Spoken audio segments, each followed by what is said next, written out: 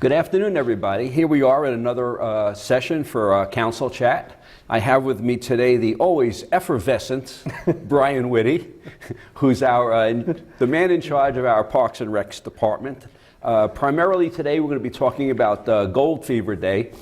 But before we do that, our Parks and Recs department, we're always getting awards and medals, and right now we are the Tree City USA and Play City, and what other awards? We just got another award. Growth City, goodness gracious. We've got our awards from the Arizona Parks and Recreation Association for our different facilities and programs that we have. I'm not trying to be boastful, but no, there's several that are out there. So we're a very fortunate group, a great team, great support that is able to make that all happen for our community. So that's awesome. That's really great to hear. I mean, every time the Parks and Rec department gets another award, or we recognize them from the council level, from the community as to things you do. I mean, it's just great. I mean, we have 29 parks. We do. We have 29 parks. And always growing, hundreds of programs, just all kinds of special events going on, whether it's actually town directed or town supported, because we have all kinds of other activities, tournaments that come into town.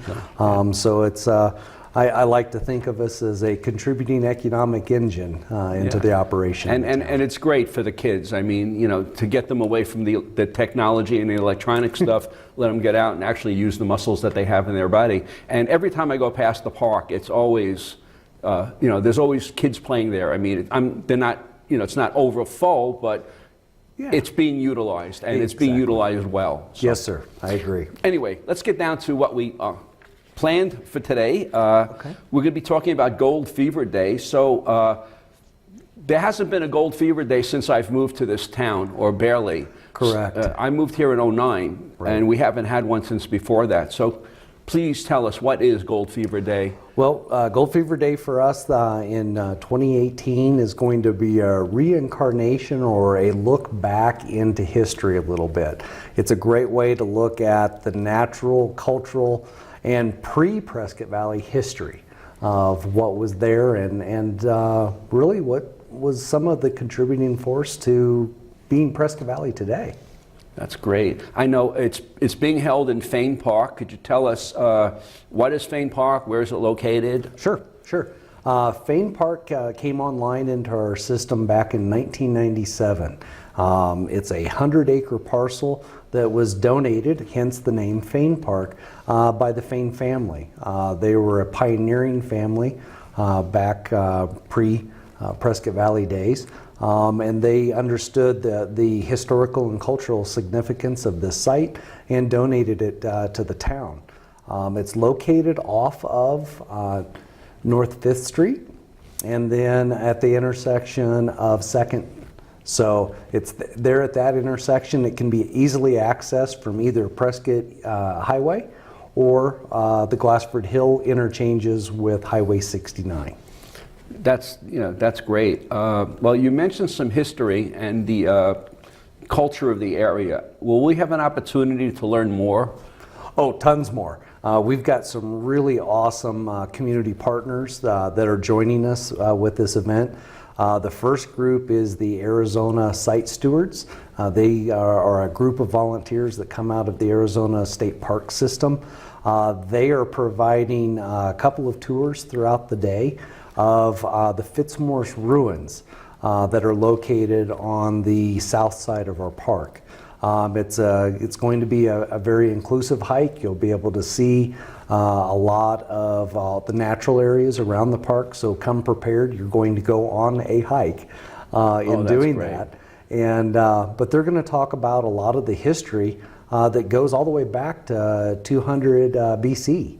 And that was the prehistoric folks that were there, and then also the Prescott traditional people that developed what we call today the Fitzmaurice ruins. This was an excavation done by the University of Arizona, and so they're going to enlighten you about a lot of those things. One of our other groups that's going to be with us is the Prescott Valley Historical Society. They are going to be main stage presenters, as well as then also presenters that will be located at the Fain Chapel. They're going to do reenactments?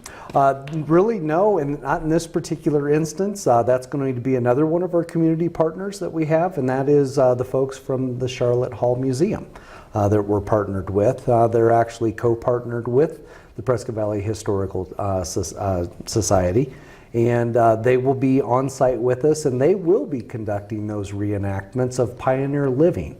So lots of fun and engagement there, and we can see what our predecessors in the area came for, how they lived, and what they did. That's great. What other?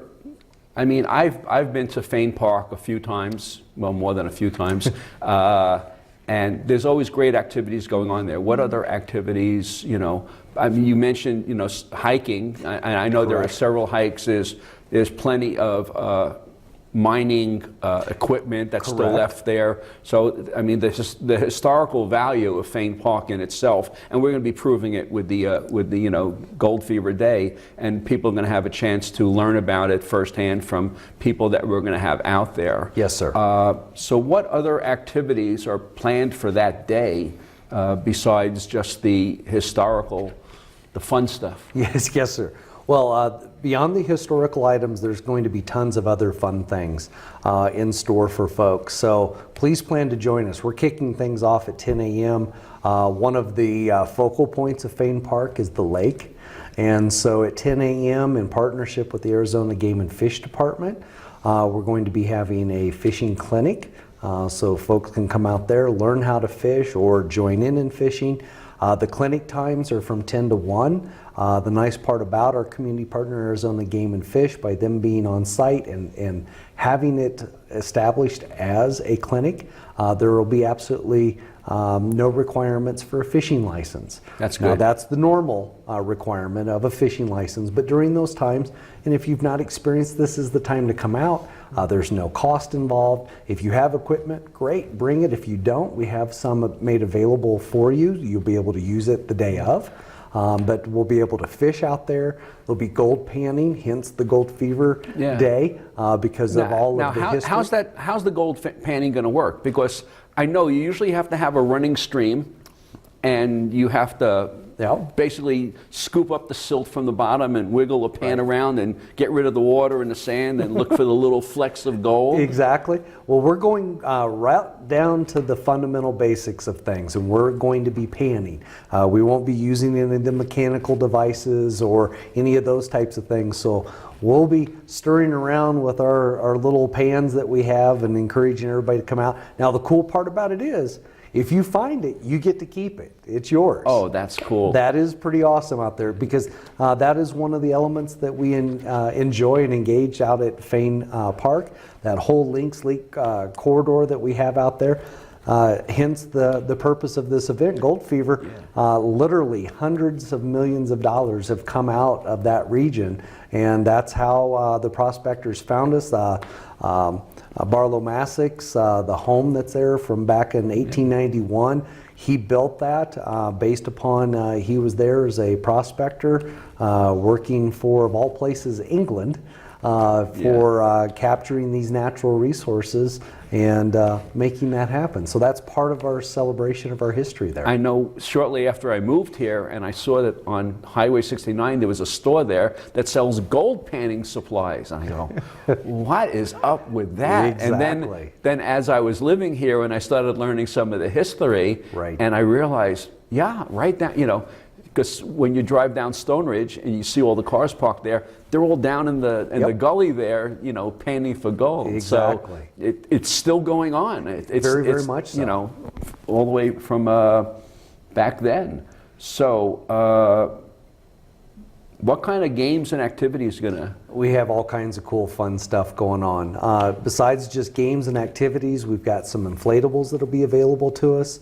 It's going to also have we've got a zip line that's going to be made available for folks to enjoy. Is that going to be just the kids or the adults too? Everybody come out, have a good time with all of those good things.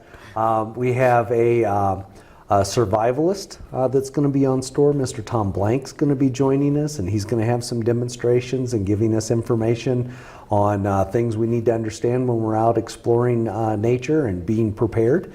So that'll be available to us. But just tons and tons of fun stuff that's going to be going on for the hundreds, if not thousands, of folks that will be joining us that day. Okay.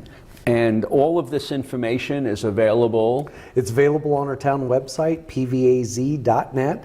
Right when you go to the main page, you'll see on the lower left-hand corner a little banner scroller. You'll see all of the different towns' information and activities. Gold Fever Day is one of those. So we encourage everybody to take a peek at that. They'll see some information out there. We've got bands that are going to be performing, so we've got a really nice lineup of performances out there. Take you a little bit back into yesteryear, some barbershop groups and all kinds of cool things. What time is the music going to start, or is it going to be running all day? Everything's going to run all day. We're kicking off at 10 a.m., going all the way through 7 p.m. for all of our activities. We'll have food vendors, beverages. That was my next question. We're going to have food vendors. Yep. The big thing that I would like everyone to strongly take into mind, for those that may or may not have experienced Fain Park, it does have some limitations in regards to parking. So what we're going to be doing is asking everybody to join us in our makeshift parking lot. That'll be located at the empty lot right at the corner of 5th and 2nd. And so we'll have shuttle services. So everybody's going to be asked to come into that empty lot. We'll park there. You'll be able to jump onto the shuttle, come back and forth from the park. They will be running regularly to get folks to and from the event. So it's going to be very similar for those that have been around a while. Last year when the Chamber did the first stroll through the Valley of Lights. That's right. We all parked up there and we walked down and we were able to walk through the Valley of Lights because that also goes through Fain Park. Exactly. And yes, if folks are familiar with the Valley of Lights, that location is Fain Park. We play host to the Valley of Lights. And hopefully we will be prepared for the crowds because that, you know, I mean, it was a great attendance for that, but it was a lot more people than they expected, and you know they'll be better prepared for next year. And it's fair warning for us to know that when we put an event out like that, you know, it's usually very well attended. Very much so. I think that's all the information we have regarding Gold Fever Days. Again, it's available on the website. It'll be advertised in the newspaper. The information is there. You could always come to the Civic Center and come to the Parks and Rec Department. We have flyers available if needed. Yes, sir. Okay. You can even give us a buzz. Our office number is 759-3090. So we'd be happy to answer any questions by phone too. That'd be great. So anyway, we still have some time left. So I have a few things I'd like to go over with you regarding, okay, what a lot of people may not realize is how active the Parks and Recs department is. I mean, just in their classes and what's available within the Civic Center, there are 17 different activities and classes plus sports activities. I'll just read through a couple of them, and I won't go through all of them. You know, you have 50 plus aerobics, arts and crafts, ballet, jazz and tap, you have boot camp, cooking class, dance kids, day trips, guitar, bass, and ukulele. Just so everybody knows, I got all this information off of our website. You know, I just copied and pasted and I have it, okay? I mean, they do Zumba, yoga, Tai Chi, okay? And that's just that. We have special events during the year. Yes, we do. You know, 4th of July, Arbor Day, Art at the Center, Daddy-Daughter Date Night. Yep, that's coming up in February for us. Oh, that's a great event. I don't have a daughter, but if I did, it would be a great night. They have a family arts festival in the extravaganza. Yes, that sir. happens during Easter. Correct. So, and out on the lawn in the Civic Center, we have hundreds of kids and hundreds of eggs, and it's just one big romp in the grass. It's just unbelievable. The Festival of Lights, the holiday tree display, that's coming up in December. If anybody has never seen the Civic Center lit up, it is just absolutely incredible. Parks and Rec and Public Works, they work very well together, two of our departments, and for them to put up all those lights and get it done as well as they do, it's just incredible to see. Plus we have the light parade, which goes up and down Lakeshore. That's a cooperative effort, again, with one of our other community partners, the Chamber of Commerce. That is correct. Okay. And then in the summer, we have the pool, and we have the kickoff, and we have movies under the stars, and Patriot Week, and Polar Bear Splash, and the pool season, theater on the green.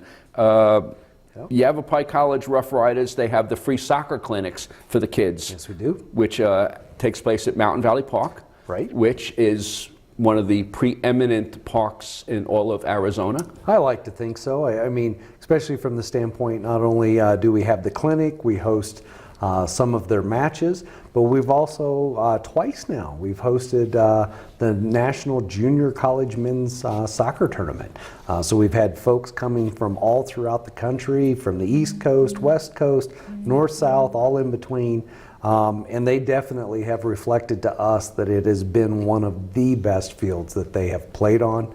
And that's in comparison to their own communities that they have come to and other national championships that they've played at. Now, in addition to Mountain Valley Park, we now have Bob Edwards Park, which is a fully lighted soccer field that we could utilize. Correct. And that is state now that of the one, art. yeah. So that one's pretty huge from the standpoint. It's kind of a cool site. It not only serves as a park, it's got, as you mentioned, a full-size soccer field. It is state of the art from the standpoint of its lighting system. It's an LED system. Yeah, so that was a big deal when we were voting on it and we were talking about it at the council level. Yes, sir. Especially from the standpoint of reduced maintenance aspects, reduced operating costs. The nice part with it being LED is it can come on and off if by chance there has to be a power bump or a loss of power temporarily, as opposed to some of our other light systems where we're losing 20 to 30 minutes in its reboot of doing that. But just the simple fact that it is state of the art, as I mentioned, not only in cost savings, but also from the shielding standpoint. It has an immediate cutoff. So when you leave that park site in the field, that glare is very, very minimal. So it's a minimal impact to the neighbors from when it's operating and doing that. A really cool playground out there. It's very, very active. It's a well planned site. We have a ribbon of walking track and running track around it. And that is well used. I'm constantly seeing people out there walking their dogs. Yes. Okay. Now, one of the other unique features of Bob Edwards Park is the field is in sort of a gully. Exactly. Does that help with wind? Does it curtail the wind, or does it enhance the wind to swoop down and swoop back up again? Well, I would say depending upon where it's blowing and how it's blowing, it could do both. It could help save you from it, and it might actuate it a little bit more. But its really main purpose is for stormwater retention.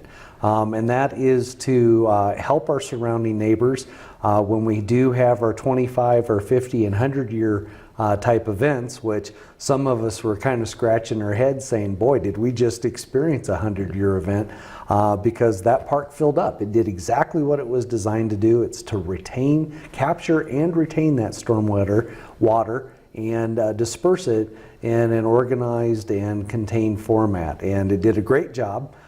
Some folks took some extracurricular recreational activities and floated around a little bit. Yeah, I've seen it flood a few times, right. And you look at it and you go, really? You know, but it's all working nice. And the other nice thing about having it in this sort of gully situation is the mountainside, well, not the mountainside, but the hillside, acts as a natural seating. Yes, it's exactly part of one of its secondary designs, is that it adds for the spectator's experience, and they definitely get, I think, a more intimate participation in the activities going on, whether it be soccer, flag football, you name it.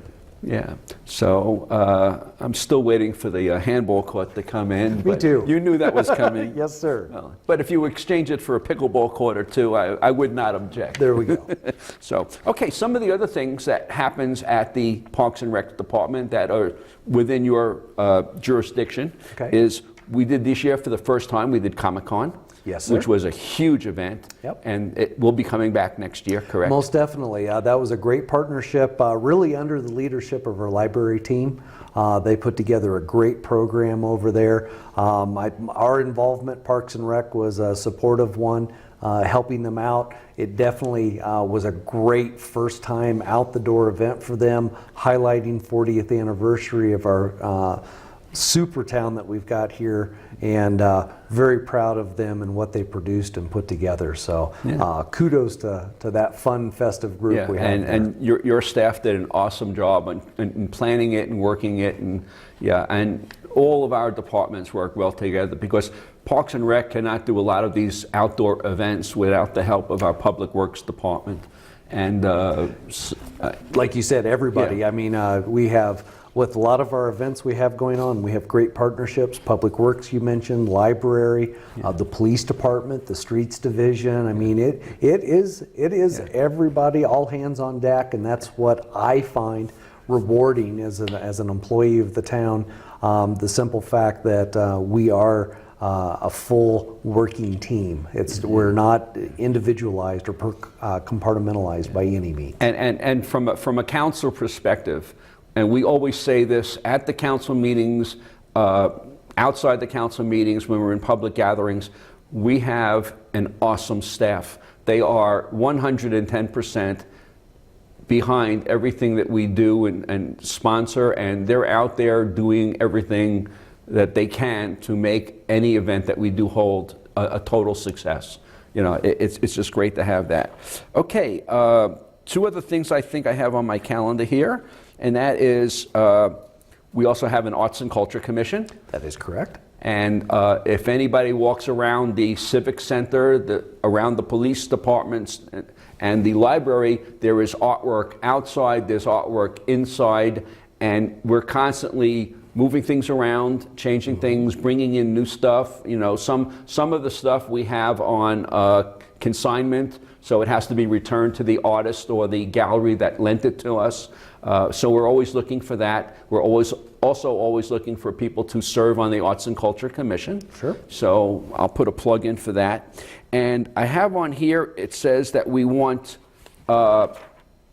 expert instructors, but there's something else I really want to let everybody know before we talk about that, is we have many areas within the town, ramadas, parks, that are for rent.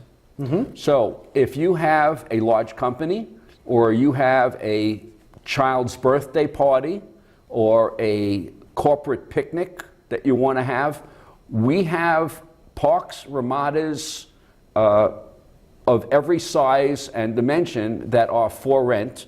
And to get the rental prices and the rental information, they just have to go to the Parks and Rec office on the 3rd floor. Yes, and get a permit. Yep. And fill it out. And there's a fluctuating cost. There is. It's based on residency, non-residency, and also commercial purposes. And then the nice part is the permitting process is entirely free. So we're very happy to work with you towards your event or your activity. So things are just as simple as birthday parties all the way up to, we just, oh my goodness, I think it's our 3rd year now where we've hosted the Yavapai Regional Medical Hospitals. That's right, they had it on the Civic Center right after we did our stuff. Yeah, so we had 1,500 people. Their families all here, but that was a private event hosted by the hospital. And so we have that range of scale that we are able to accommodate. You can use our stages and our amphitheaters, all those good things. Now, okay, let's say I have a company and I want to have my company picnic in one of the parks. I have 75 people coming. Do I have to pay for insurance? Depending upon what your event and activity holds. So those would be some of those things that we would work and review for you. If you had inflatables and those kinds of things, it would require those types of things. We want to keep you in a good spot. Okay. If you had bands and those kinds of things, no, you wouldn't have to do that. We just work with you through your process, and we're pretty simple. Okay, well, just to wrap up, I just want to go back to the one thing I was talking about. If you are an expert and you're able to do instruction in any kind of a subject, whether it be dancing, language, anything, if you have an expertise and you want to teach it, please contact our Parks and Recs department. They're looking for expert instructors to help them out. I know they're always looking for dance instructors. They do Zumba, they do other things, but if someone else comes and we could have more than one class, you know, multiple nights and more than one instructor, I think that would be really good. And again, pvaz.net, look for Parks and Rec under your government, and the phone number real quick. 759-3090. So that's today's edition of Council Chat. Thank you, Brian Whitty, for taking the time out of your day to be with me here, and I look forward to the next time. Thank you, Councilman. Thank you.